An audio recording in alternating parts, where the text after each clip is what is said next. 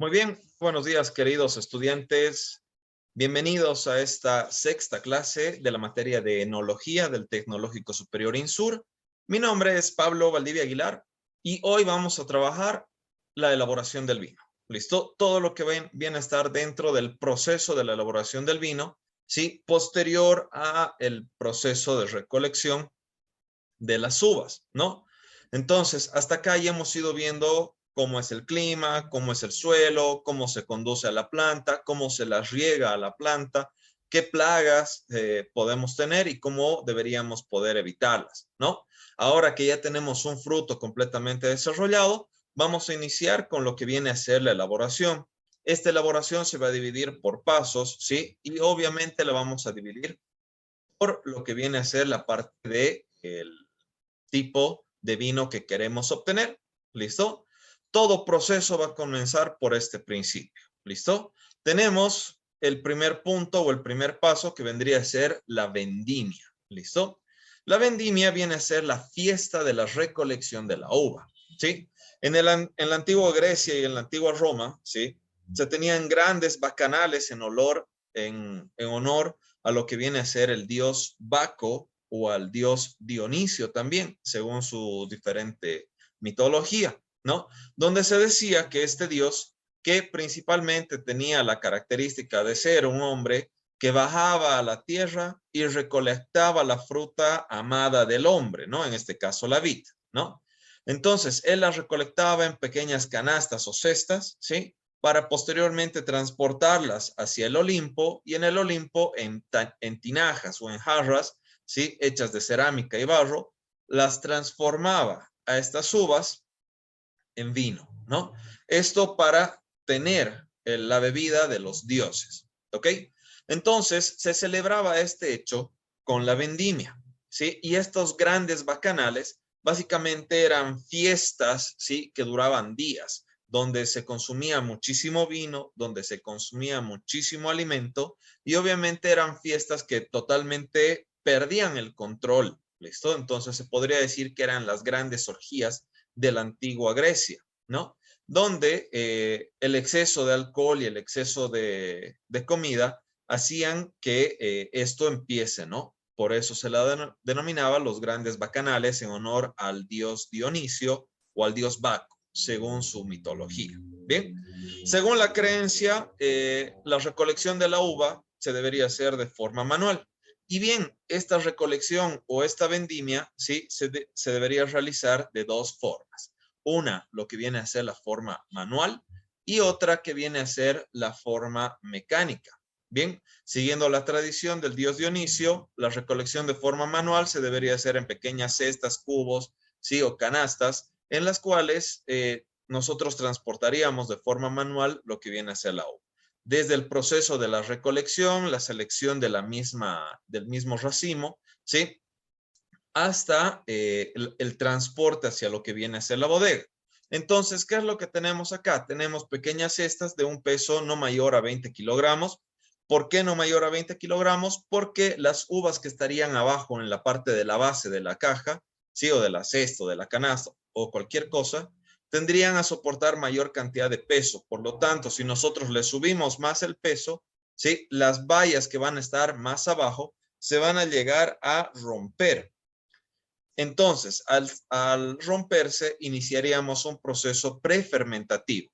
Este proceso prefermentativo lo que daría origen es a atraer cierto tipo de moscas, cierto tipo de bichos que deteriorarían nuestro proceso posteriormente, ¿no? Entonces, todas las demás otras uvas también iniciarían un proceso prefermentativo, ya que las levaduras sí estarían constantemente activas y perderíamos gran cantidad de las mismas. ¿Ok? Entonces, la vendimia de forma manual se hace de esta forma. Pequeñas canastas de no mayor a, con un peso no mayor a 20 kilogramos. Bien. De la forma industrializada, ¿sí? Se tiene, por ejemplo, estos grandes tractores modificados que tienen un sistema en el cual tenemos unas aspas que van a hacer que vibre el tallo por la parte baja, ¿sí? Y al ir vibrando el tallo por la parte baja, el racimo se va a ir cortando y se va a ir derramando. De esta forma, las mismas aspas van a servir como paletas recolectoras en las cuales en las cuales vamos a tener la recolección y esto se va a ir transportando constantemente hacia las tolvas. Como verán, el sistema de conducción de la espaldera vendría a ser uno de los más utilizados justamente por este tipo de trabajo, ¿no? Acá tenemos las aspas en pleno funcionamiento, en la parte de abajo están haciendo vibrar a la planta y de esta forma vamos recolectando de igual forma lo que vendría a ser la uva. ¿Listo? Obviamente en este proceso también incorporaría parte hojas, parte unos cuantos tallos o sarmientos, sí, los cuales no hay ningún problema. Cuando lleguemos al proceso vamos a seleccionarlos. Bien, una vez tenemos esto, lo vamos a pasear a nuestros camiones recolectores, sí, donde vamos a tener un peso aproximado de 1 tonelada a 2 toneladas por cada uno de las tolvas, ¿no? Entonces, por ejemplo, ahí estamos descargando la tolva derecha, ¿sí? Y podemos apreciar de que en este punto no tenemos control ni cuidado absoluto de lo que viene a ser que el grano de uva se reviente, ¿no? Entonces, cuando manejamos un sistema manual de recolección de la uva, estamos buscando no cantidad, sino la calidad, ¿cierto? Y en este caso, en la recolección mecanizada, ya tenemos un control de cantidad antes que calidad, ¿cierto? Entonces, el sistema de conducción de la espaldera nos va a facilitar este tipo de trabajos. La maquinaria nos va a facilitar este tipo de trabajos, ¿cierto? Y el proceso que vendría a seguir, ya vamos a contar con que no tiene tanta calidad, ¿sí? Más bien va a tener cantidad. Bien. Segundo paso, una vez que llegan, ya sea en canastas, que llegue a la bodega, o que llegue en camión a la bodega, sí, el siguiente paso es el despalillado. ¿Qué es el despalillado? Es básicamente la separación de los orujos y ollejos, ¿sí? Todo lo que vendría a ser el mosto de la uva, piel, pulpa, las semillas, el jugo, todo, de lo que vendría a ser la parte maderizada de la vid, ¿cierto? Entonces, en este caso, lo que estamos haciendo es separar. Vamos a romper el grano, sí, a través de dos procesos. Uno, un proceso manual de selección que lleva el nombre de mesa vibratoria, ¿sí? Y el otro que viene a tener el nombre de máquina despalilladora. ¿Listo? Veamos el funcionamiento de lo que viene a ser la máquina despalilladora. En este caso, como verán, es una máquina que es pequeña, no es una máquina que sea grande. ¿Listo? Acá, importante, fíjense el color del mosto que estamos obteniendo. Pese a que tenemos uvas que son tintas, ¿sí? El líquido que nosotros estamos obteniendo, ¿sí?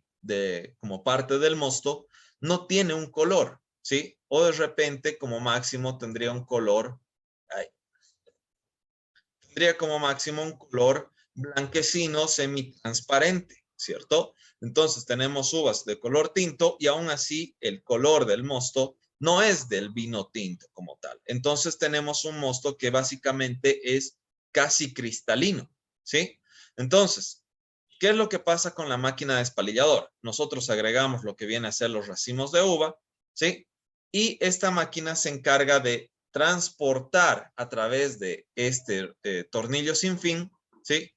Los racimos de uva hacia unos engranes. Estos engranes lo que van a hacer, según la separación de los engranes, o sea, si están muy separados, solamente va a morder a la uva y la va a separar del palillo, ¿sí? Si están muy juntos, los va a morder y los va a triturar a las bayas, a cada uno de los granitos, liberando así el mosto, o sea, rompiendo la piel y liberando el jugo y el mosto totalmente de la uva. ¿Listo? Entonces, podemos tener cualquiera de los dos puntos. Bien, obviamente al ir con este proceso, estamos yendo en un proceso, como les digo, manual, muy pequeño, ¿sí? Donde vamos a ir obteniendo, en este caso, mayor control de lo que estamos haciendo, ¿sí? Acá tenemos la salida de los palillos.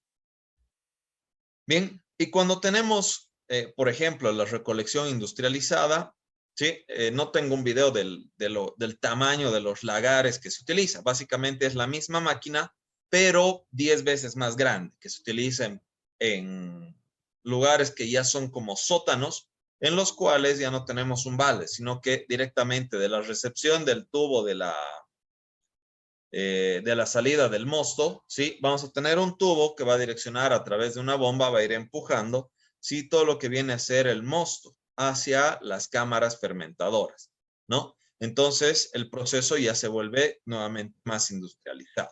Bien, veremos el segundo proceso que viene a ser el de la mesa vibratoria. Bien, aquí tenemos simplemente una cinta sin fin que lo que va a hacer es llevar lo que viene a ser la parte de la uva completa con todo el palillo, ¿sí? Hacia la máquina despalilladora. En este caso, vamos a tener una máquina despalilladora, ¿sí? Como ven, tenemos el tornillo sin fin. Y en este caso, si se fijan, ya no están saliendo solo las ramitas. Están saliendo incluso algunos granos de la vid, ¿cierto? De uva. Entonces, esto quiere decir que los engranes no estaban tan ajustados y por lo tanto solamente estamos liberando el grano sin romperlo para no iniciar un proceso prefermentativo. ¿Listo? Entonces, acá van a notar que tenemos algunos granos que están completos que no han salido del racimo, ¿sí? Y que lo que estamos obteniendo, que acá vemos, ya son granos que están enteros, sin romperse. No estamos obteniendo jugo como tal, sino que todavía tenemos mucho del grano que está completo. Acá ya vemos cómo empieza a vibrar y aquí empieza el proceso de separación de la mesa vibratoria. ¿Qué es lo que se hace? A través de lo que viene a ser el ojo humano, tenemos unas 4 o 5 personas que van a estar sobre la mesa y al ir vibrando se van a ir separando y vamos a poder ir seleccionando lo que viene a ser granos que estén en malas condiciones, que tengan algún tipo de defecto, algún tipo de problema, etcétera, ¿no? ¿Para qué? Para evitar aromas, colores y sabores que no sean deseados en nuestro proceso de producción. Luego pasamos nuevamente a otros engranes que ahora sí van a estar más apretados, los cuales van a liberar el mosto. Y aquí, como ven, ya están direccionados a grandes cubas de fermentación. ¿Listo? Entonces, primer paso, vendimia. Segundo paso, despalillado. ¿No?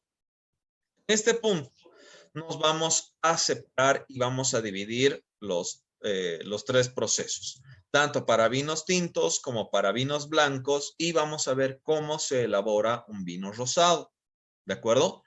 Entonces, para vinos tintos, por ejemplo, posterior al despalillado, estos mostos van a ir a nuestra primera fermentación o maceración. ¿Listo? ¿Qué es la maceración? De nuevo repetimos, es la acción físico-química, ¿sí? Que va a enviar de la piel de la semilla, de las partes sólidas, ¿sí? Sus agentes colorantes, o sea, los taninos, hacia el líquido o hacia el jugo, el mosto como tal, ¿cierto? Entonces, la piel le va a enviar sus colores, sus aromas, sus sabores, lo propio la semilla, lo va a enviar hacia el líquido. Y el líquido va a terminar teniendo ahora sí este color en nuestro primer proceso o en esta primera maceración. ¿Listo? Esta primera fermentación o maceración, ¿sí? Tiene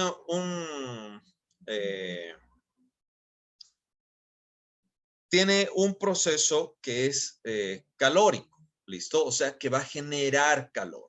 Al generar calor, vamos a tener estos 3 puntos. Vamos a tener un metabolismo anaeróbico, ¿sí? Y vamos a tener la maceración, evidentemente, y la transmisión osmótica. ¿Qué quiere decir? ¿Listo? Que vamos a cambiar de la uva, le va a enviar los aromas, los colores y los sabores, ¿sí? a nuestro líquido, para que de esa forma solo obtengamos el líquido y ese líquido ya tenga los aromas, colores y sabores de la cáscara de la semilla de la uva. ¿Listo? Y en el metabolismo anaeróbico estamos también generando aromas que van a ser particulares al proceso de la fermentación. Y es por eso que cuando tenemos aromas secundarios al momento de catar, ¿cierto? Cuando hacemos el aroma en nariz, ¿sí?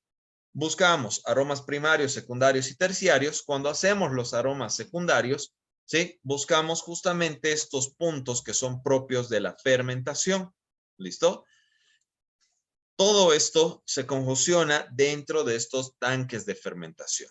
¿Listo? Estos tanques de fermentación tienen que tener una característica muy importante, ¿sí? Si hay demasiado calor, o sea, si el mosto, si el proceso mismo de la maceración o de la fermentación es demasiado fuerte, existe demasiado calor, las levaduras se van a morir y no va a ocurrir la fermentación alcohólica. No voy a generar alcohol. ¿Listo? Si es demasiado bajo la temperatura del proceso de fermentación, las levaduras no se van a activar. Por lo tanto, la fermentación alcohólica tampoco va a existir.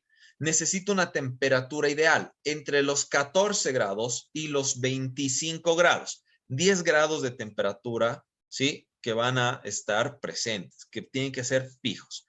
Para eso existe esta faja térmica, se dice, ¿sí? Se llama la faja térmica. ¿Qué es lo que ocurre con esta faja térmica que está acá? ¿Sí? Por dentro lleva un serpentín de cobre que va a manejar, se me escapó el nombre, que va a manejar, ¿con qué se hace? Pues el nitrógeno, ¿listo?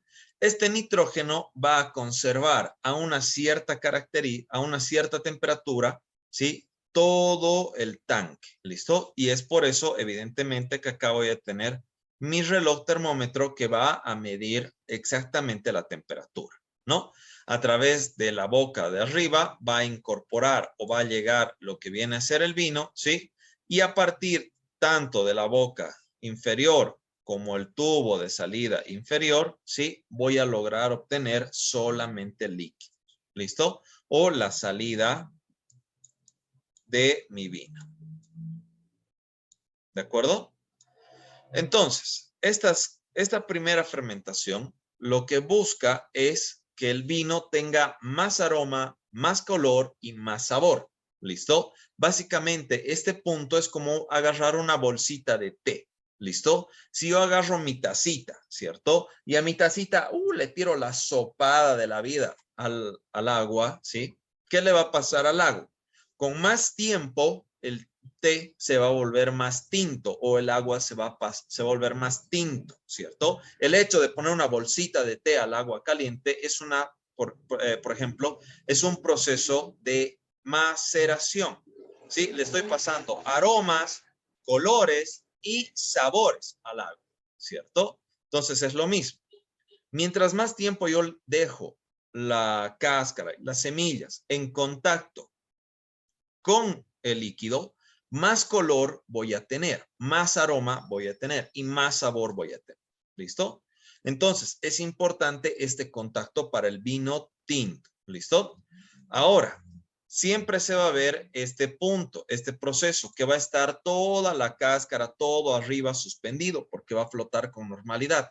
Y es por eso también que tiene esta pequeña boca, a través de una herramienta que es como una especie de remo, lo que vamos a hacer es simplemente hacer el remontado.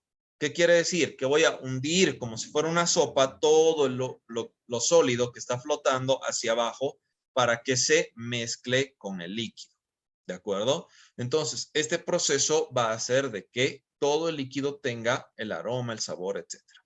¿Cuánto tiempo se lo deja en esta primera fermentación o maceración? De 4 a 6 días, ¿sí? En la primera fermentación o maceración. ¿Listo? Perfecto. Luego de la primera maceración, ¿sí?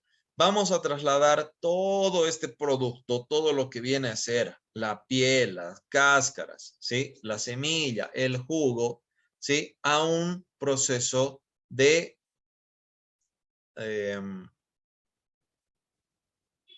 prensado. ¿Listo? Este prensado se puede hacer a través de 3 medios. El prensado tradicional o la famosa pisa de la uva, ¿sí? El prensado a través de prensas neumáticas o hidráulicas, ¿sí? Y a través de una máquina centrifugadora o hidroneumática. ¿Listo? ¿Qué significa o qué quiere decir cada una de ellas? Cuando se hace la pisa tradicional de la uva, Los pies, obviamente, la piel, el músculo, no es rígido como una madera, ¿cierto? No es completamente duro. Tiene pequeñas, ¿sí? Pequeños lugares que van a hacer de que no se reviente o no se parta lo que viene a ser el grano de la uva. Entonces, la pizza tradicional de la uva es uno de los mejores procesos para este prensado. ¿Por qué? Porque si nosotros pisáramos y destruyéramos demasiado la uva, ¿sí? La semilla va a aportar demasiado tanino a nuestro producto, a nuestro vino. Y de esta forma el vino saldría demasiado picante, demasiado astringente. ¿Ok? Entonces, la pizza tradicional de la uva, pese a que ya no se la utiliza demasiado, para los mejores vinos todavía se los trabaja. Bien, entonces lo que se busca es exprimir básicamente el líquido de la piel de la semilla. ¿Listo? Y mientras menos podamos romper lo que viene a ser el grano de la uva, ¿sí? Perdón, la semilla de la uva, mejor va a resultar el sabor de nuestro vino. ¿Listo? Por eso también existe lo que viene a ser la prensa hidráulica. ¿Listo? Hidráulica y neumática tiene dos diferencias. La hidráulica tiene acción de palanca, o sea, nosotros vamos a hacer acción de brazo, ¿sí? Y vamos a trabajar. Y neumática ya tiene un motor que le dices, aprietas un botón y le dices, va a bajar y lo va a aplastar. Solo que en este punto no tenemos el control exacto de si la semilla se rompe o no se rompe. Bien, en este punto, pero sí, una máquina hidroneumática. ¿Qué es lo que hace? En este tambor, por la parte de arriba, sí, por esta parte, nosotros vamos a incorporar o vamos a meter todo lo que viene a ser la parte de el mosto, ¿no? Completo. Y lo que va a hacer esta máquina es girar como un rodillo. ¿Listo? Es un tambor giratorio. Una vez que todo ya esté acomodado, tiene dos neumáticos, tiene dos como globos a los dos costados. Entonces, estos dos globos a un principio están cerrados, pero luego se los empieza a llenar de aire, ¿sí? Y empiezan a hincharse. Entonces, estos dos globos van a hacer la misma acción de prensa, ¿sí? Con lo que viene a ser la uva, ¿sí? Y van a exprimir todo el mosto nuevamente, sin romper o sin reventar lo que viene a ser la semilla de la uva, porque no son tan duras como para reventar la semilla, pero sí lo suficiente para exprimir por completo lo que viene a ser el mosto. Y de esta forma obtener solo el líquido. ¿Listo? Veremos cómo funciona una prensa hidráulica. Bien, acá tenemos, por ejemplo, la elaboración de lo que vendría a ser una sidra de manzana, ¿ok? Entonces, ¿qué está haciendo? No está poniendo uva, está poniendo manzana. Tenemos más o menos el mismo proceso, ¿cierto? ¿Qué ha debido hacer? Ha agarrado, ha llevado al proceso de fermentación o de maceración, ¿sí? Y ya tenemos solamente la pulpa de la manzana con algunas semillas, algunas cáscaras seguramente, ¿no? En este caso está elaborando una sidra. Entonces, vamos a tener la pulpa de la manzana. Bien, como bien tenemos una pequeña tela, ¿sí? Que va a ser, va a contar como acción de filtro, ¿sí? Y por entre medio de lo que viene a ser los listones de madera, vamos a tener que va a salir el líquido. Bien, en este caso está utilizando una gata hidráulica, ¿cierto? Y mientras más lo aprieta, más líquido va a ir saliendo, ¿cierto? Entonces, este es el funcionamiento simple y sencillo de lo que viene a ser una prensa hidráulica. ¿Listo? Ahora, una prensa neumática sería básicamente lo mismo, con la diferencia de que en vez de que él haga acción con la mano, un motor va a agarrar y va a hacer la presión, ¿sí? Y va a ir empujando todo el proceso. ¿Listo? Entonces, así de simple y sencillo tenemos lo que viene a ser una prensa hidráulica. ¿De acuerdo? Una vez que obtenemos solamente el líquido de la uva, ¿sí? Solo el líquido, vamos a llevarlo a una segunda fermentación. ¿Listo? O fermentación maloláctica. ¿Por qué maloláctica? ¿Sí? Porque vamos a cambiar el ácido málico por ácido láctico. ¿Sí? Vamos a hablar más adelante, cuando hagamos cata de vino, cuánta acidez tiene que tener nuestro vino. ¿Listo? Y eso es súper importante, porque en esta transformación pasamos de ácido málico a un ácido láctico, el cual nosotros podríamos llegar a consumir, en el cual también la transformación de azúcares, ¿sí? Va a pasar a ser alcohol. ¿Listo? Obviamente alcohol etílico. Entonces, esta segunda fermentación ya lo vamos a hacer en tanques de acero inox que van a ser más grandes, pueden ser hasta de 250,000 litros, ¿sí? Todas estas son bodegas que tenemos acá en Bolivia. Por ejemplo, la primera es la bodega de Casa Vieja, ¿sí? La segunda y la tercera y la cuarta, estas tres de acá. Tenemos lo que viene a ser la bodega de Casa Real, tenemos la bodega de San Pedro de Oro, que es una foto de su época más importante, en la cual tenía, por ejemplo, el interior de cada una de las cubas de fermentación eran de acero inox, ha sido de los primeros que ha podido utilizar acero inox en Bolivia, ¿sí? Y en la parte de afuera tenemos madera de roble, ¿no? Entonces era impresionante, ¿sí? Ha sido una de las empresas que ha sido más millonaria o más rica, si quieren decirlo así, en casi todo el mundo, ¿no? San Pedro de Oro, pero lamentablemente ha llegado a la quiebra. Bien. Entonces, esta segunda fermentación ya se va a hacer tanto en cubas de acero inox, en acero inox recubiertos con madera de roble. Podemos hacerlo en cubas de fermentación que tienen concreto en la parte de afuera, ¿sí? Y un aislamiento especial en la parte de adentro que es base cerámica con material epoxi completamente virgen, ¿sí? O también lo podemos hacer en nuestros famosos tanques de agua, ¿no? Si cualquiera de nosotros quisiera hacerlo, podemos hacer en esto, por supuesto. Básicamente, para eso son estos tanques de agua, porque por eso dice material virgen, se puede utilizar tanto para alimentos como para bebidas. Entonces, ¿sí? Ya tenemos el proceso de segunda fermentación. Este proceso de segunda fermentación, en este caso, puede durar de 30 a 35 días. ¿Listo? En estos 30 a 35 días, las levaduras que tenemos van a comer parte del azúcar que tiene la uva. ¿Listo? Pero jamás se va a poder comer o consumir absolutamente toda la azúcar. ¿Listo? Ya que la levadura, una vez que va a ir comiendo, ¿sí? También se va a ir hinchando y va a morir. ¿Listo? Entonces, también vamos a tener alcohol a un porcentaje que nosotros conocemos, ¿sí? Que va a estar entre los 10 y los 14 grados Gay-Lussac, ¿sí? Y también vamos a tener un porcentaje de azúcar residual. O sea, que todo el azúcar, la levadura no se lo ha comido, sino que ha dejado un residuo. Y este azúcar residual va a ser otro de los parámetros de medición junto con la acidez y el azúcar. ¿Listo? Entonces, estos dos parámetros, o bueno, estos tres parámetros van a ser el indicador para decirnos cuánto debería durar un vino en guarda. O sea, yo tenga, ¿sí? Mis botellitas guardadas y cuánto tiempo me va a durar ese vino. ¿Listo? ¿Por qué? A mayor cantidad de alcohol, el vino se va a poder guardar más tiempo. A mayor cantidad de acidez, ¿sí? El vino se va a poder guardar más tiempo. A menor cantidad de azúcar, el vino se va a conservar mayor cantidad de tiempo. ¿Listo? Entonces, obviamente, vinos dulces no son para guardar. ¿Listo? Vinos que tienen sabor, aroma y color que son bajitos o suaves o tenues, no se van a poder guardar. Vinos que no tienen alta acidez, no se van a poder guardar.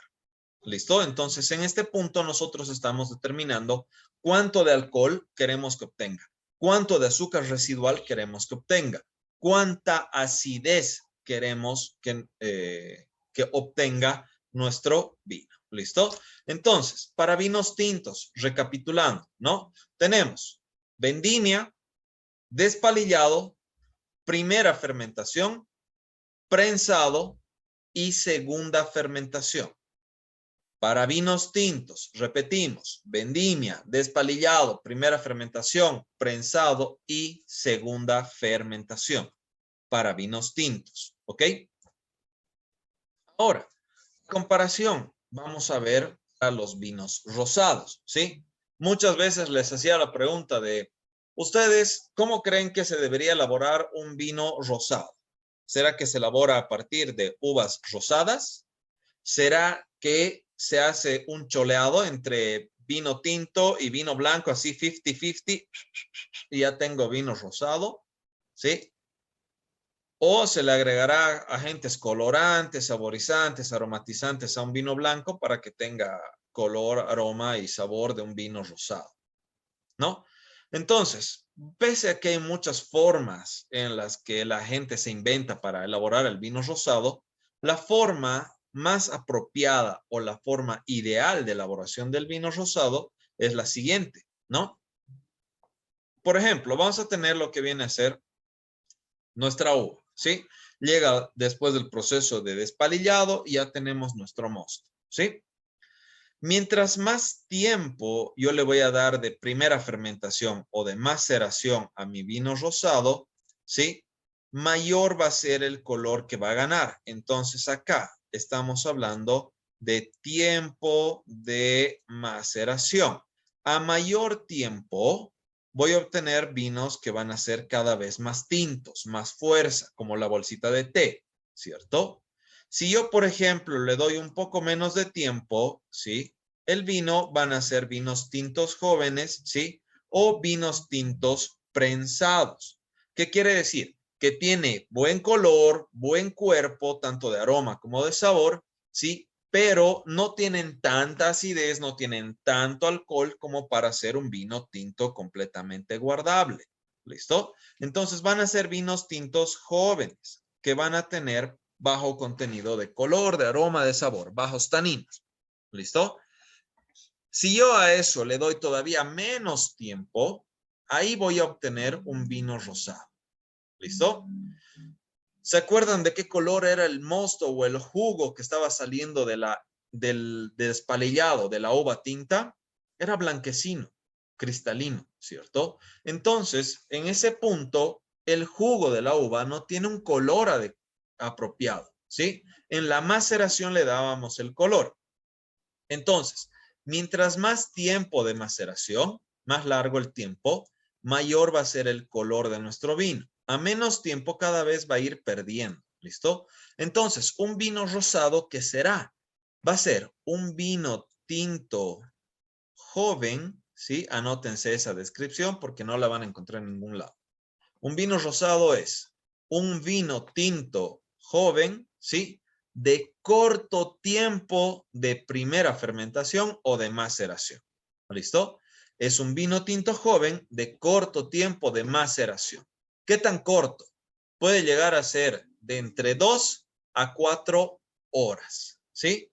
Mientras más rosado yo quiero que sea mi vino, menos tiempo le voy a dar. Mientras más intensidad quiera que tenga mi vino, más tiempo le voy a dar. ¿Listo? Entonces, por eso un vino rosado simplemente es un vino tinto joven. Se hace o se elabora el vino rosado normalmente de aquellas uvas, ¿sí? Que tienen muchos agentes colorantes. Entonces, Malbec, Macabeo, Shiraz, Merlot, Tanat, Cabernet Sauvignon, Cabernet Franc, van a ser de las uvas más utilizadas para la elaboración de un vino rosado, ya que estas uvas van a aportar rápidamente agente colorante, ¿sí? Y van a mantener de esa forma aromas, colores y sabores de un vino fresco, de un vino, ¿sí? Que todavía tiene más cantidad de azúcar residual, ya que no le hemos dejado comer a nuestra Saccharomyces, que viene a ser nuestra levadura, ¿sí? Y por lo tanto el vino va a terminar con características de un vino blanco, o sea, va a ser fresco, va a ser dulzón, va a tener acidez natural de la fruta, ¿sí? Y vamos a tener algunos colores o algunos restos de taninos que han ido soltándose al líquido, ¿no? Los colores, los aromas y los sabores. Entonces, tengo esa característica en lo que vendría a ser mi vino rosado. ¿Listo? Entonces, de nuevo repetimos, ¿qué es un vino rosado? Es un vino tinto de corto tiempo de maceración. ¿Sí? Es un vino tinto joven, perdón. Es un vino tinto joven de corto tiempo de maceración. ¿Listo? Entonces, ¿qué será un vino blanco? Un vino blanco, evidentemente, no va a tener primera fermentación o no va a tener maceración. ¿Listo? Entonces, al no contener maceración, ¿qué pasará? ¿O cuál será el proceso de elaboración de un vino blanco? ¿Sí? Será vendimia, despalillado, prensado directamente, ¿sí? Segunda fermentación. ¿Listo? Y para un vino rosado, ¿qué será? Vendimia, despalillado, corto tiempo de maceración o de primera fermentación, prensado y segunda fermentación. ¿Listo? Entonces, en un vino rosado, el tiempo de maceración va a ser corto para obtener poco color. De nuevo, es como una bolsita de té. Mientras más tiempo lo dejamos en contacto con la piel y con las semillas, más color va a agarrar ese líquido. ¿Sí? Para un vino rosado queremos poco tiempo de contacto, ¿cierto? ¿Para qué? Para que así haya menos color, menos aroma en nuestro vino.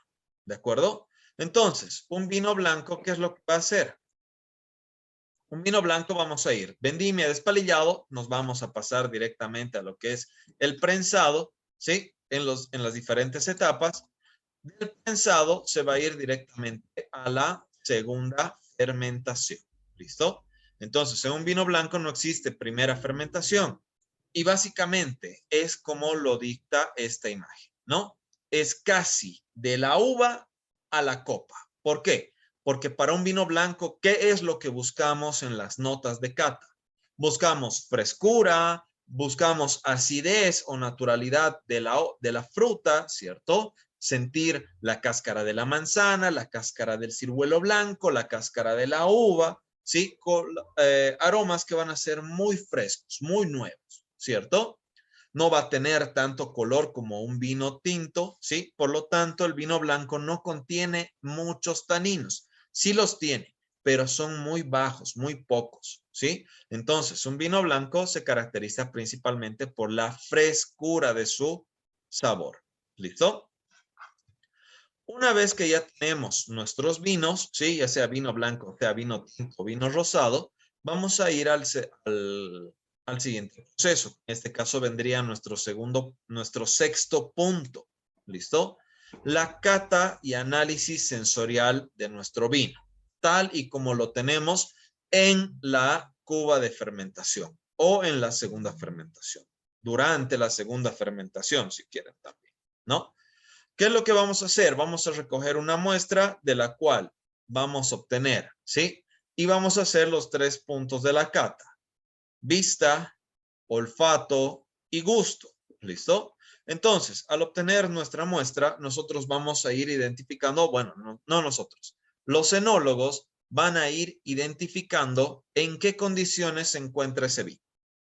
Necesito más acidez, necesito más alcohol, necesito más o menos azúcares residuales. ¿Cómo está de color? ¿Cómo está de vista? ¿Cómo está de olfato? ¿Sí? Y en este punto se determina si el vino continúa con su proceso de elaboración, ¿sí? O ya cortamos el proceso y pasamos a la rectificación. ¿Listo? A lo que vendría a ser la parte de la estabilización química. ¿Qué vendría a ser este proceso de la estabilización química? Yo a través de un análisis químico, ¿sí? Voy a ver si es necesario que se le agregue algún material extra, se lo guarde, se lo combine, ¿sí? O directamente ya pueda pasar al embotellado y a su comercialización, ¿sí? Entonces, yo en este punto voy a ir determinando, ¿sí? En qué condición está el vino, qué es lo que necesita y qué es lo que no. Suponiendo que no es necesario la adición de ningún producto, que es lo ideal, pasaríamos a lo que vendría a ser el clarificado de nuestro vino. ¿Listo? Para el clarificado del vino vamos a tener diferentes procesos. Uno, ¿sí? Clarificado por ejemplo, por clara de huevo, que de ahí evidentemente viene el nombre, ¿sí? Lo que vendría a ser, ay, que se coman bien, el trasiego, ¿sí? La máquina de placas, clarificado por agente químico, ¿sí? O clarificado por tamiz de gravedad, se llama. ¿Listo? Iremos uno por uno. ¿Listo? Clarificado por clara de huevo. ¿Listo? También este clarificado, si nosotros lo dejáramos más tiempo, ¿sí? Al vino así solito, sin que se mueva, sin nada, el clarificado se va a ir dando de por sí, pero necesita bastante tiempo. ¿Listo? Entonces, ¿qué es lo que hacemos, por ejemplo, con lo que viene a ser el clarificado a través de clara de huevo? Vamos a utilizar una mezcla de clara de huevo con sal, ¿sí? Y lo vamos a agregar a nuestro vino, acordándonos de que, al tanque, acordándonos de que este proceso, ¿sí? Es exotérmico, o sea, genera calor. Este proceso va a hacer de que las claras de huevo se cocinen y consigo va a empezar a arrastrar lo que viene a ser la turbidez. O sea, todo lo sucio, la borra, la va a empujar al fondo. Y en la parte de arriba vamos a obtener una clara, un vino que va a estar completamente limpio, siguiendo siempre tres premisas. Que esté limpio, que esté claro y que esté brillante. Entonces, con esas tres características yo puedo decir, el vino ha sido clarificado. De nuevo, que esté limpio, que esté claro y que esté brillante. Sin esas tres, no está correctamente clarificado. ¿Listo? Entonces, por ejemplo, ¿qué es lo que yo voy a tener? Voy a tener primeramente un tanque, ¿sí? De vino que va a tener en movimiento la turbidez. O sea, que va a haber agentes o partículas sólidas que van a estar flotando en medio. ¿Listo? Si yo agarro y yo lo dejo bastante tiempo, unos 10 días, el tanque sin moverse, sin agitarse, sin abrirse, sin nada, esa turbidez de por sí se va a ir precipitando, se va a ir cayendo hacia abajo. Es como si yo tuviera un baldecito con agua y tierra, ¿cierto? Le echo tierra al agua, lo muevo y el agua va a estar turbia, ¿cierto? Pero si ese balde yo lo dejo un par de días, toda la suciedad se va a empezar a ir hacia el fondo, ¿cierto? Entonces, si yo quiero acelerar ese proceso, voy a añadir en este caso mi agente clarificante, que puede ser clarificante en clara de huevo o clarificante en químico. En los dos va a ser exactamente lo mismo. ¿Sí? Entonces, esa clara de huevo o el clarificante en químico va a ir cayendo y va a ir sedimentando en la parte de abajo lo que viene a ser la turbidez o lo que comúnmente conocemos como borra. ¿Listo? Y en vocabulario técnico estaríamos hablando de que se llaman lías y fangos. ¿Listo? Entonces, esas lías y fangos se van a ir a la parte de abajo y yo con calma de la parte de arriba voy a rescatar un vino que va a estar completamente limpio, claro y brillante. ¿Listo? Tal como se ve en el ejemplo de acá, ¿no? Tenemos un líquido que está turbio. Al agregar el agente clarificante, el líquido va a ir limpiándose y constantemente se va a ir precipitando a la parte de abajo lo que viene a ser la parte más sucia o más turbia. ¿Listo? De esta forma voy a ir clarificando. ¿Sí? El otro proceso, los trasiegos. ¿Qué quiere decir trasiego? Básicamente hacer lo que habíamos dicho. Dejar la cuba de fermentación quieta, ¿sí? Unos 10 días. Después de que haya decantado toda la parte de abajo, esté lo sucio, la borra, las lías y fangos, a través de una bomba, ¿sí? Muy lentamente voy a absorber solo el líquido y lo voy a trasladar a otro recipiente. Obviamente en este proceso voy a ir arrastrando conmigo gran parte de sólidos. ¿Listo? Entonces el trasiego se debería hacer entre 7, ¿sí? A 10 veces por lo menos, ¿no? Entonces esperar 10 días, hago un trasiego.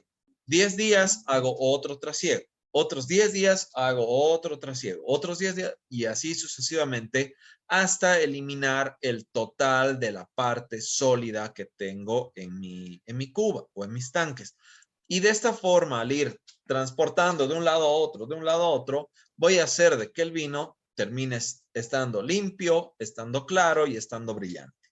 ¿Listo? El siguiente, tendríamos el tamiz de gravedad. Para el tamiz de gravedad normalmente se utiliza un agente químico en sólido. ¿Listo? Para que así este agente químico también me ayude. Este tamiz de gravedad ya no se lo utiliza, se lo utilizaba casi hace 20 años, ¿sí? Y ya no se lo vuelve a utilizar, ¿listo?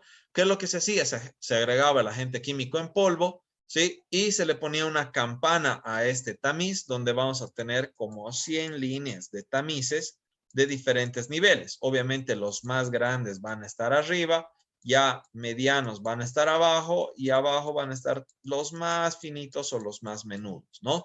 Por donde ya no va a pasar ningún tipo de sedimento.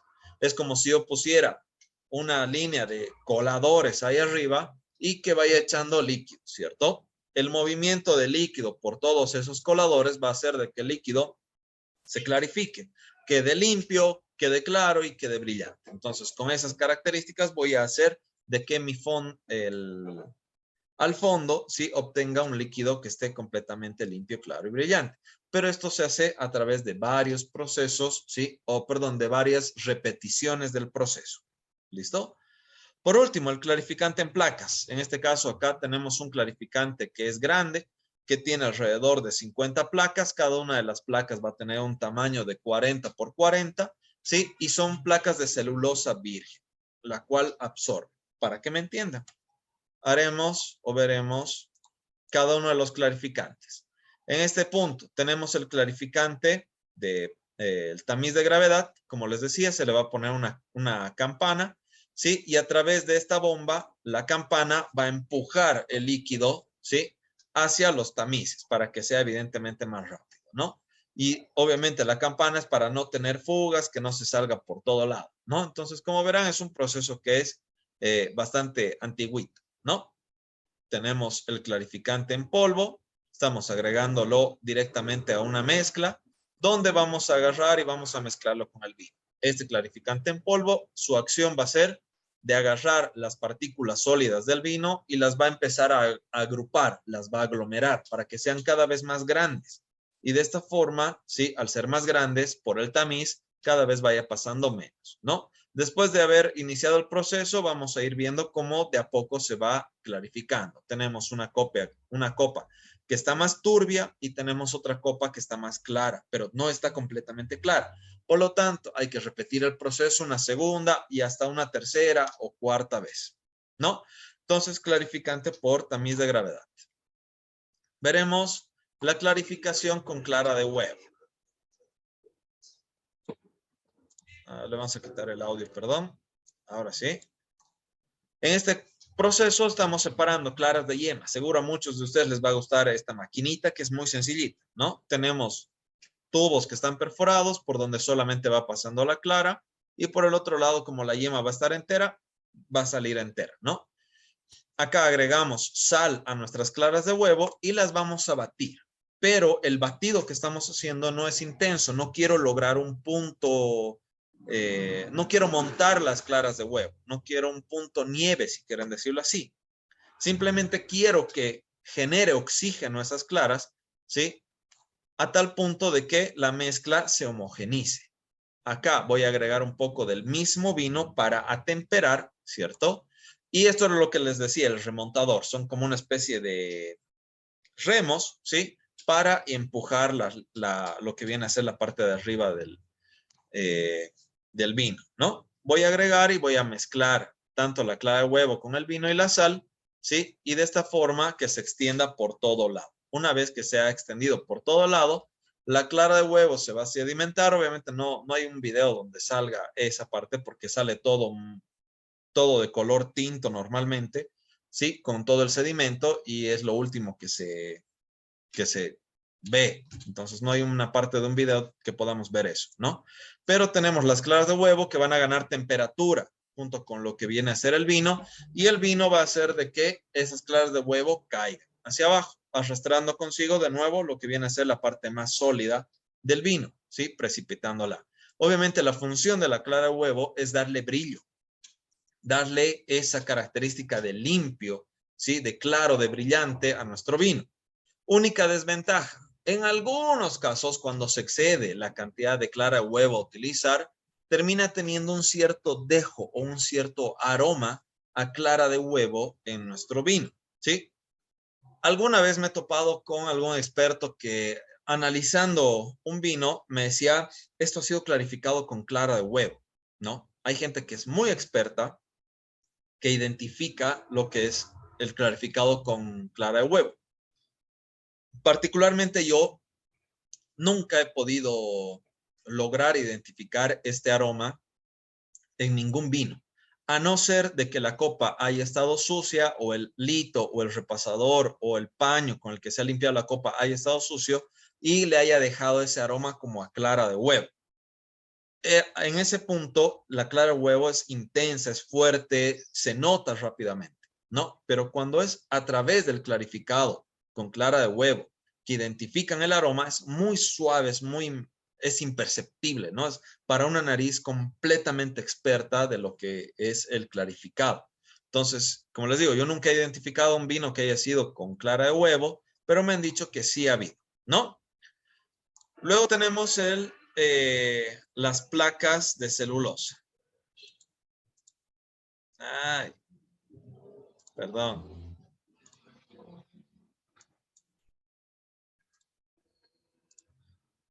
Ahora sí. Bien, como ven, tenemos una placa de celulosa que básicamente es como una especie de papel absorbente, ¿listo? Pero es una celulosa que es completamente virgen, es nuevo, ¿listo? Estas placas lo que tienen son una especie de ranuras que van a ir absorbiendo las partes sólidas. A esta celulosa lo que se hace es hidratarla a través de un material completamente estéril, que en este caso puede ser agua purificada, ¿sí?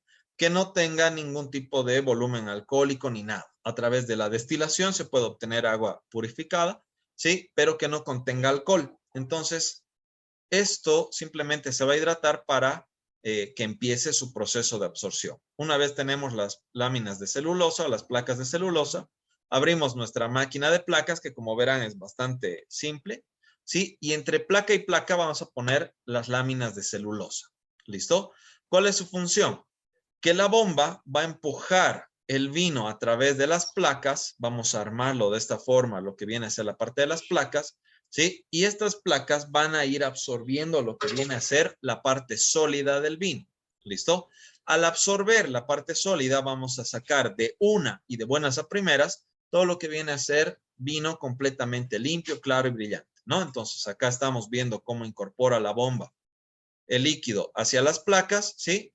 Y cómo vamos a obtener de una un vino completamente limpio, claro y brillante, ¿sí? Al pasar por las placas. Y en la parte de las placas se queda todo lo que viene a ser la materia sólida de nuestro vino. Obviamente esto es un antes y esto es un después, ¿cierto? En este punto estamos viendo que esa, por ejemplo, es una máquina de exhibición, es una máquina de placas pequeñita, ¿listo? Que normalmente sirve como venta, ¿listo? Pero las máquinas que realmente se utilizan en una bodega van a tener este tamaño, ya que no trabajamos con 5 litros o con 10 litros. Se trabaja con 100,000 litros, 200,000 litros, 500,000 litros, ¿sí? Hasta 10 millones de litros que está produciendo, por ejemplo, la bodega de Colbert. Entonces, obviamente ellos tienen varias de estas máquinas de placas, ¿sí? Varios de estos filtros. Y no son pequeños, son grandes, ¿sí? Que lo que hacen es procesar alrededor de 10,000 litros por hora. Entonces, imagínense, tiene que haber una bomba que sea bastante grande, los tubos son bastante grandes, las placas son bastante grandes, ¿sí? Y se necesita un personal que lo haga constantemente. Obviamente no puedo estar haciendo 10 veces con la máquina de tamiz de gravedad.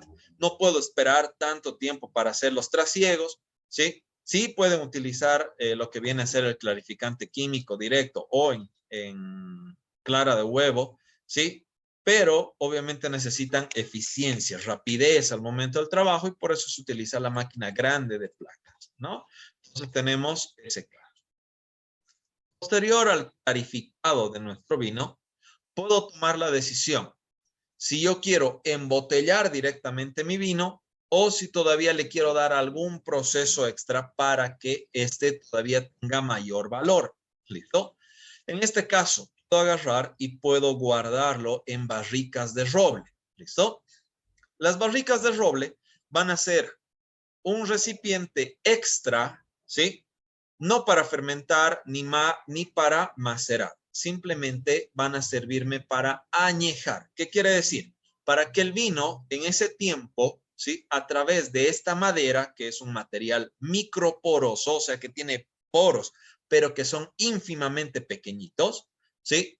Se oxigene un poco, pierda un poco de alcohol, pierda un poco de acidez, pero sus aromas y sus sabores se concentren todavía más. ¿Listo? Entonces, para la barrica se utilizan dos tipos de madera.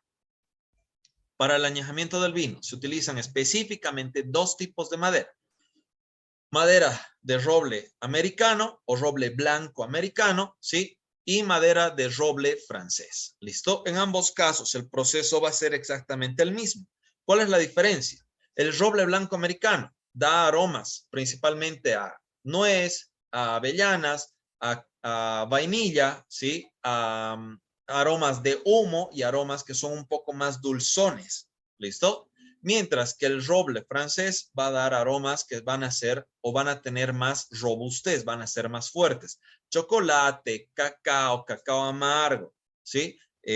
Tabaco, humo pesado, ¿sí? Madera bien quemada, etcétera, ¿no? Entonces vamos a ir viendo esos aromas también. ¿Listo? Ahora, para la fabricación de la barrica, ¿sí? Se tiene tres tipos o tres niveles de tostado. ¿Qué es el tostado? Es qué tanto yo quiero que la madera le aporte al vino. ¿Listo? A través de este tostado voy a tener tostado bajo, tostado intermedio y tostado alto. Ese tostado va a ser por la parte interna de la barrica y va a ser lo que le va a aportar aromas o menos aromas a nuestro vino. ¿Listo?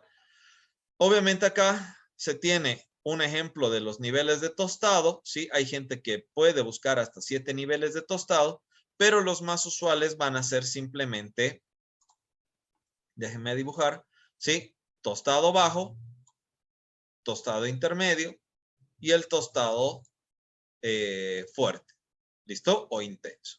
Bien, acá vamos a tener las partes de una barrica. Los que más nos interesan, lo que viene a ser la duela, que viene a ser cada uno de los listones de la barrica, ¿sí? Se llaman duela. ¿Listo? Luego vamos a tener el fondo, que va a ser la tapa, tanto de arriba como de abajo, ¿sí? Ambas tapas se llaman fondo, ¿sí? Y por último, el barrigal. El barrigal, ¿qué viene a ser? Viene a ser estos anillos o estos cinturones que van a darle la forma o van a resistir la forma de la barrica. ¿Listo? Los otros simplemente se llaman testa y cuello, ¿sí? Pero son exactamente lo mismo y cumplen exactamente la misma función. Simplemente cambian el nombre por el tipo de posición en la que se va a encontrar. ¿Listo? Obviamente vamos a tener un pequeño orificio por donde va a entrar y va a salir nuestro líquido, ¿sí? Y a este se le agrega un pequeño tapón. El tapón puede ser de madera o puede ser de silicona. Actualmente se utiliza mucho el tapón de silicona, ya que es un material que es más suave, ¿sí? Que cuando ingresa a la barrica no rompe la madera y que cuando sale de la barrica no se rompe, ¿no? Entonces, obviamente tenemos esas características. Veremos cómo es el proceso de fabricación de una barrica, ¿no? Primero llega lo que viene a ser la madera como tal, ¿listo? Esta madera tiene que estar completamente seca, ya que si tiene algún tipo de humedad, esta humedad va a ser transferida a nuestro vino y el vino va a perder aroma y sabor. Por eso es que la madera, tanto de roble francés como de roble americano, se la deja secar durante mucho tiempo, ¿sí? Durante años, se dice, para empezar su elaboración. Una vez que ya tenemos la madera que está completamente seca, lo que se hace, voy a quitar el audio, perdón, es hacer cortes en la barrica, en la madera. ¿Para qué? Para obtener las duelas. Cada una de las duelas, como verán, tiene un tamaño o un grosor diferente. Y cada duela va a tener unas hendiduras, ¿sí? Por donde se van a engranar unas con otras, ¿cierto? Porque si van a estar completamente rectas, nunca van a engranar por completo. Entonces tienen que estar literalmente o levemente, ¿sí? Cortadas para que engranen unas con otritas. Bien, entonces una vez que tenemos cortadas lo que viene a ser las duelas, ¿sí? Vamos a comenzar con el armado de la barrica, ¿no? Entonces acá estamos armando barrigales simplemente para darle la forma, pero no va a ser final.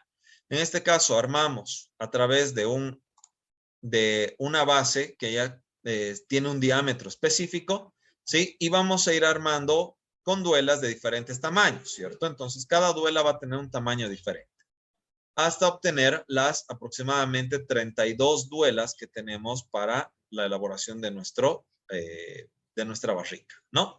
Fijamos lo que viene a ser los barrigales, en este caso el cuello, ¿sí? Y lo vamos a llevar a un proceso térmico. En este proceso térmico, ¿qué vamos a hacer? Vamos a hacer de que la madera se ablande. ¿Cómo se ablanda la madera? Con agua y calor. Por eso hay fuego por dentro, ¿sí? El calor va a ablandar la madera y el agua nos va a permitir de que la madera no se rompa, no se astille, ¿cierto? Entonces, acá, por ejemplo, podemos apreciar que había diferentes tamaños de las duelas. Bien, una vez que ya lo tengo armado la barrica, ¿sí? Con 2 barrigales, voy a poder agarrar y voy a comenzar el proceso del tostado, ¿no? Entonces voy a agarrar más madera de roble y lo voy a meter ahí adentro en una pequeña chimenea. Esa chimenea lo que va a hacer es generar el calor y va a ir tostándolo por dentro a la barrica. De esta forma voy a obtener tostados que sean más intensos o tostados más ligeros. Por ejemplo, acá teníamos un tostado más intenso.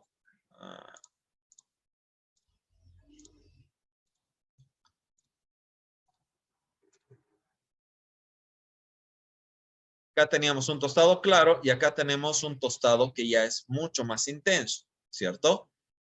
Una vez que ya tenemos la parte, el tostado de nuestra barrica, ¿sí? Le vamos a poner ambas tapas, ambos fondos, ¿no? La tapa de arriba como la tapa de abajo. Para poner las tapas en el proceso industrial es bastante sencillo. En el proceso manual, el poner las tapas es un proceso titánico. Es increíble lo difícil que es. Tengo un video de cómo se pone, pero es muy largo porque explica uno por uno y hacer cortes no vale la pena. ¿Ya? Se los voy a pasar. Una vez que hacemos eso, le ponemos la testa, lo lijamos la barrica y colocamos definitivo los barrigales y el cuello y la testa que van a ser los finales de nuestra barrica, ¿no? Y así termina la elaboración de una barrica, simple y sencilla. Capacidades, 250 litros, ¿sí? Duración, puede durar hasta 5 años con un solo vino. Posterior a esos 5 años, la madera deja de aportarle absolutamente cualquier tipo de sabor, ¿sí? Y usos, máximo 3 usos. Por lo tanto, cada una de las barricas puede tener una vida útil aproximada de 15 años. Con un vino puede tener, por decirles, 5 años. Con otro vino puede tener 3 años. Y con otro vino 1 año, ya no se puede usar más esa barrica. ¿Listo? ¿Qué es lo que se podría hacer? Desmontarla por completo, desarmarla, lijar todo bien nuevamente, volverla a armar, volverla a tostar y volverla a trabajar. ¿Listo? Eso solamente un maestro barriquero lo puede hacer. Acá en Bolivia se dice, pero no lo he encontrado, solamente se dice, me han dicho que existe un maestro barriquero que trabaja me he olvidado el nombre de esta región, que trabaja reparando barricas, ¿listo? Pero hasta ahora yo no tengo ni el contacto, ni he podido hablar, ni nada con esa persona. Entonces, por eso se dice que hay un maestro barriquero que hace eso, ¿no? Pero luego, básicamente la barrica pierde totalmente sus usos, ¿sí? Puedes agarrar y venderlo a alguien que esté fabricando whisky, por ejemplo, los de whisky Quilla, que trabajan con la elaboración de su whisky, ¿sí? Ellos compran barricas de segundo uso de vino tinto, ¿no? ¿Qué quiere decir? Que tú les puedes usar 1 o 2 veces esa barrica y se las vendes a ellos. Ellos te los van a comprar, pero de tercer uso ya no te lo compran, ¿no? Entonces, puedes hacer varias cosas. Lo utilizas como ornamento para poner macetas, mesas, etcétera, etcétera. Muchas cosas puedes hacer con las barricas, ¿sí? O lo vendes, lo desarmas y demás, ¿no? Precios. Barrica de roble blanco americano, puesto acá en Bolivia, $1,200. ¿Listo? Barrica de roble francés, puesto acá en Bolivia, con transporte, con todo, hasta 1,400 a 1,600 euros. ¿Listo? Obviamente es mucho más caro por el tema del transporte y todo lo demás. ¿Listo? Barricas de primer uso, puestas acá en Bolivia, o sea, que hayan sido usadas una sola vez en añejamiento de vino, ¿sí? Puestas acá en Bolivia, $800. De segundo uso, $600. De tercer uso, $300. ¿Puedes conseguir? Sí, por supuesto, se consigue.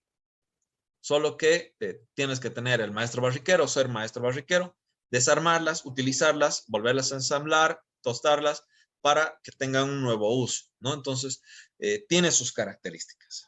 Bien, posterior al al añejamiento en barrica, sí o sí nos vamos al embotellado. ¿Listo? Para el embotellado vamos a ir por 3 etapas. ¿Sí? Vamos a ir por la etapa de la desinfección de las botellas, el rellenado de las botellas, ¿sí? Y el etiquetado. Después del etiquetado simplemente nos vamos a lo que viene a ser la guarda o el paletizado. ¿Listo? Acá, por ejemplo, estamos sacando las botellas, ¿sí? Como verán, vienen en palets de 100 botellas por piso del palet, ¿sí? Y en este caso, esta es una empresa industrializada, estamos hablando de Colbert, ¿sí? Y esta agarra, no, esta no es de Colbert, es de otra empresa. Agarra y a través de unos chupones agarra las 100 botellas, las alza y las pone directamente en la mesa de acumulación. Esta mesa de acumulación va a tener una cinta transportadora que poco a poco va a agarrar y va a levantar, va a ir recorriendo todas las botellas. ¿Listo? De acá vamos a pasar al proceso de desinfección. ¿Listo? ¿Qué es lo que se hace? Se las agarra cada una de las botellas, se las da la vuelta y se dispara un chorro de agua caliente con una mezcla de alcohol vínico. Este alcohol vínico va a agarrar, va a entrar rápidamente a la botella, ¿sí? Va a chorrear el excedente o cualquier material sólido que vaya a tener y va a desinfectar nuestra botella. Y como es un alcohol hecho de vino, sí, el alcohol se va a evaporar, pero va a mantener la característica del vino dentro de la botella. ¿Listo? Entonces, como verán, agarra una botellita, le da la vuelta, dispara un chorro de agua caliente con vino, ¿sí? O con alcohol vínico, perdón. Y ya tenemos la botella que se ha desinfectado. Una vez desinfectada la botella, vamos a proceder al llenado de la botella. En este caso, esta parte lo que está haciendo es rayos UV directamente al pico de la botella para desinfectar también picos, cuerpo y base de la botella. ¿Sí? Y que se vaya al llenado de la botella. En el llenado vamos a tener, obviamente, que va a llenar 750 ml para este tipo de botellas, ¿sí? Y es exacto la dosificación. Nuevamente pasamos por rayos UV para evitar de que haya algún tipo de contacto o infección. Tenemos la máquina encorchadora, ¿sí? Que en la parte de arriba es como un contenedor de corchos, en la parte media se le dosifica un pequeño chorro de agua, así como spray, ¿sí? Chiquitito de agua, y en la parte baja es un calentador. Lo mismo, la misma teoría, ¿no? El agua va a evitar de que el corcho se rompa y el calor va a hacer de que el corcho se pueda encoger, ¿cierto? Entonces va a subir, va a entrar rápidamente en el pico de la botella y como el pico de la botella va a estar frío, el corcho ¡poc! Se va a expandir nuevamente y vamos a tener el sellado hermético de nuestra botella. Bien, una vez que tenemos el sellado hermético de nuestra botella, sí, vamos a proceder al encapsulado. En este caso estamos hablando del precintado o las etiquetas, ¿no? Entonces, como verán, primero se le pone la cápsula, ¿sí? La cápsula va a quedar completamente suelta primeramente y luego va a pasar por un proceso térmico porque es termocontraíble. Entonces, ¿qué va a pasar? Que la cápsula, si se fijan,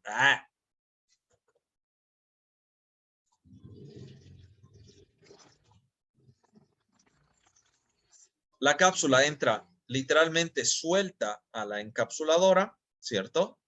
Está sueltita, se la ve suelta. Y pasado ese proceso, acá tenemos que está sueltita y acá ya tiene el borde marcado para hacer el degüelle de la botella, ¿cierto? El descapsulado. Entonces, este proceso va a ser exactamente lo mismo. Bien. A través de temperatura estaríamos sellando por segunda vez lo que viene a ser nuestra botella.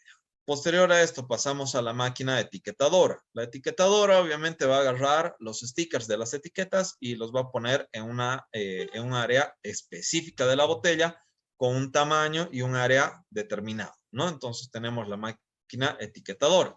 Posterior al etiquetado de la botella, esto es larguito, vamos a llevar directamente a guardar las botellas.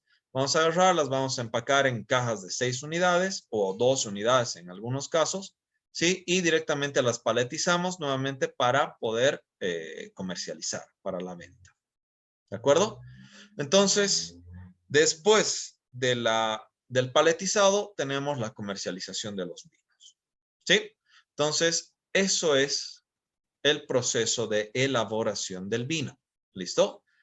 ¿De dónde a dónde tenemos un vino artesanal? Despalillado, vendimia, despalillado, prensado, ¿sí? Segunda fermentación, ya lo puedo llevar a mi embotellado, ¿no? En el caso de un vino artesanal. En el caso de un vino industrial, como ya ven, lleva todos estos otros procesos, desde la estabilización química, el clarificado, ¿sí? El añejamiento en barricas y posteriormente el embotellado. Dudas, consultas, algo que quieran aclarar, algo que quieran que repita, algo que quieran que volvamos a ver de repente.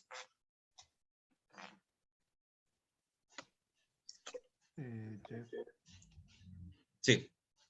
sobre los fusiles, lo que mostró rato una vez, sobre las maderas quemadas, la madera no absorbe el líquido del vino.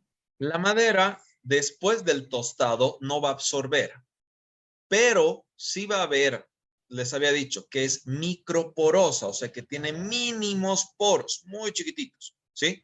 Esos, ¿sí? Se van a llenar de taninos con los 3 usos. Por eso mucha gente ya no compra con 3 usos, con 2, con un uso, ¿no? Entonces, estos usos van a llenar de materia sólida a nuestra barrica, sí. ¿Listo? Pero ese material microporoso es el que le permite el intercambio, ¿sí? Mínimo, muy mínimo, entre oxígeno y vino por la barrica, ¿no? Entonces, sí va a absorber, pero muy, muy, muy poquito y solo después del tercer uso llega a absorber o llega a tener esa absorción. Gracias. ¿Algo más?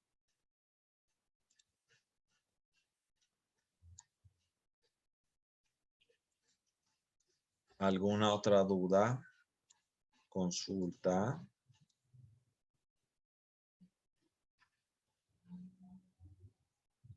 ¿Fácil? ¿Difícil? ¿Se entiende? ¿Y la madera, chef? ¿Qué madera es? Madera de roble francés o roble blanco americano. Y si hiciera uno de almendría, ¿Y si hicieras qué? uno de madera almendría. Almendría, No le va a aportar, o sea, existen otras barricas que se elaboran de otros tipos de madera, de cerezo, me agarraste con los nombres. Hay otras maderas, sí, pero no le van a aportar para nada todo lo que viene a ser aromas, colores, sabores, ni nada por el estilo. Gracias.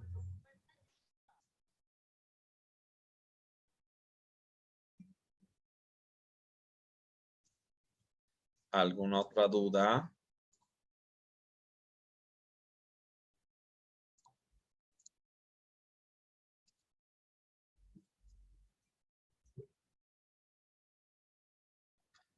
¿Consultas? Chef, en la estabilización química que dijo, bueno, ¿cómo podemos, cómo se llama la estabilidad proteica sin disminuir la calidad del vino, digamos? Ya. La estabilidad proteica habla de cuánto nosotros podemos agregar de sulfitos a nuestro vino. Lo ideal es no agregarle sulfitos. ¿Listo? ¿Por qué? Porque estos sulfitos posteriormente van a generar otro problema o pueden desencadenar otro problema. Eso se trata de estabilizar. ¿Listo?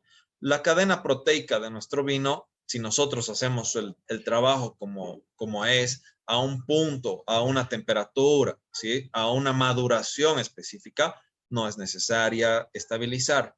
Sí, cuando tenemos, por ejemplo, una parte de nuestro viñedo no ha madurado y la otra parte sí, pero ya tengo que empezar el proceso, voy a utilizar los dos y voy a añadir sulfitos o algún otro agente químico para estabilizar el vino.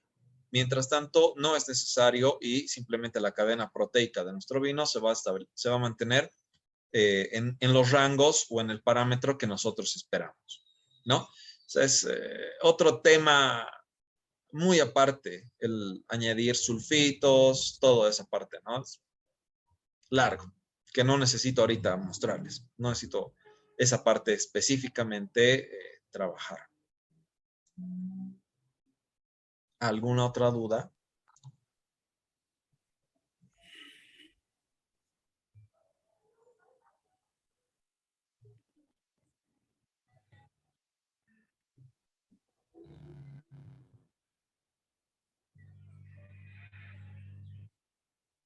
Bien, señores. ¿Dudas? ¿Consultas? Estaban, creo, por hablar alguien.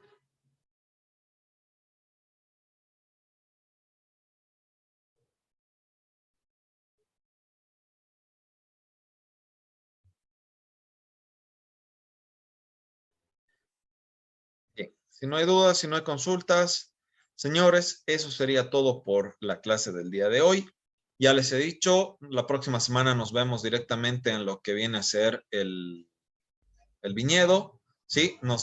Tenemos lo que viene a ser nuestro viaje de estudios. Salimos de acá, o bueno, vamos a estar acá a 8:30, pero vamos a salir aproximadamente a las 9 de la mañana. ¿Listo? Para llegar allá y tener las visitas como corresponde. Bien. Entonces, próxima semana, todos con el uniforme completo. En la mañana, justamente, y por eso les voy a repartir o les voy a entregar lo que viene a ser los pines para que estén completamente uniformados. Entonces, van a ir poniéndose los pines y vamos a tener directamente el ingreso. Bien, si no hay más dudas, no hay más consultas, chicos, eso sería todo por la clase del día de hoy. Sí, nos vemos la próxima semana. Sí. Dime, hija.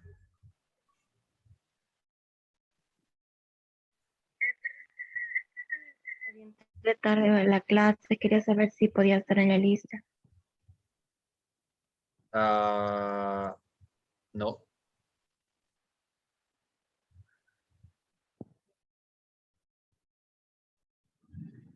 ¿Algo más? ¿Alguien? Bien, señores. Como ya sabían, era hasta el día de hoy la entrega de cartas justificativas para corregir las faltas de sus asistencias para el primer parcial. ¿Listo? Entonces, hasta el día de hoy he recibido lo que viene a ser las cartas para justificar esas faltitas. Bien. Como no hay nada más que decir, no hay nada más que comentar, eso sería todo por la clase del día de hoy. Cuídense mucho, ya estamos acabando todo este proceso, ¿sí? Así que, bye.